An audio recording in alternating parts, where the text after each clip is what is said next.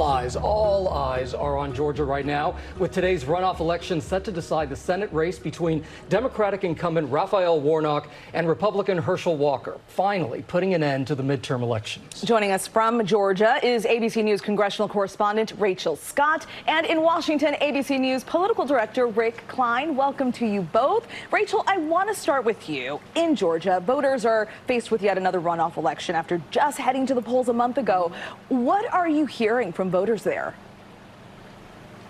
Well, I can tell you, Stephanie, that voter enthusiasm was such a big concern for both of these campaigns. Look, it's hard to get people to turn out during a midterm election versus a presidential election. Even harder to get people to turn off for a runoff election, and then even harder for people to turn out when this is an election that's not going to decide control of the Senate. But I can tell you that we've seen lines stretching around the block for early voting all the way out to the parking lot. Voters here are enthusiastic. They realize that they have so much power in their vote that this could give Democrats more leverage, more of an edge in the Senate, while they already do have the majority, or it could set Republicans up with big momentum heading into 2024.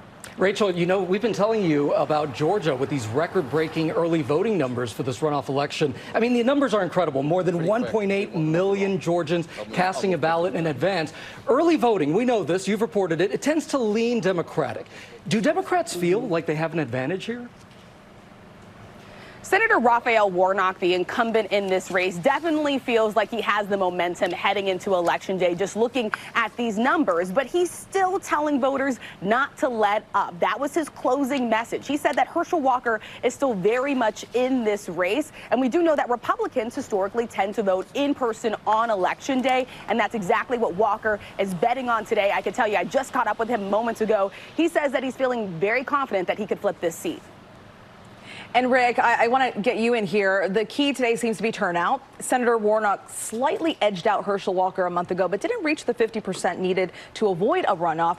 Where are Republicans hoping to make up some votes today? Yes, Stephanie, the region to watch is going to be Atlanta and the suburbs just north of the city. Some of those are red counties, some of those are bluer counties, but all of them are trending more to the Democrats. And here's the thing, they were filled with people that have split their tickets in the past. Some 200,000 voters in Georgia voted for the Republican governor, Brian Kemp, just a month ago, but didn't vote for Herschel Walker at the same time, even though he's the Republican Senate candidate. Now the challenge is to get those voters out just for Walker, despite all of the scandals, all the allegations that are out there, all the mess surrounding his candidacy, and to make things even more complicated for Republicans who need those Election Day voting. As Rachel knows well, it's raining across a good portion of Atlanta and across a good portion of Georgia today. Yeah, and Rick, and Democrats, they're going to maintain control of the Senate no matter how today's race turns out. So how much of a difference would a win mean for Democrats today?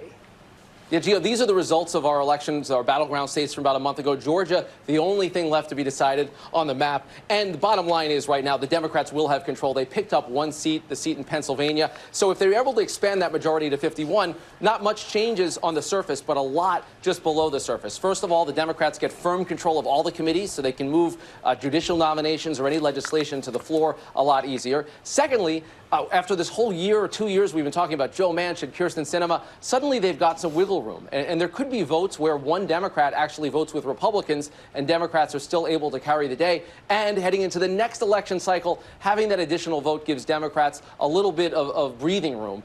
The map next time is brutal for Democrats. They've got to defend seats in West Virginia, in Montana, in Ohio, and they would go into that election cycle having that little bit of an extra edge. Rick, let's talk participation of presidents. Past and present, how it can help or hurt a candidate. President Biden and former President Trump both stayed out of Georgia during this runoff election. In your opinion, what does that tell us?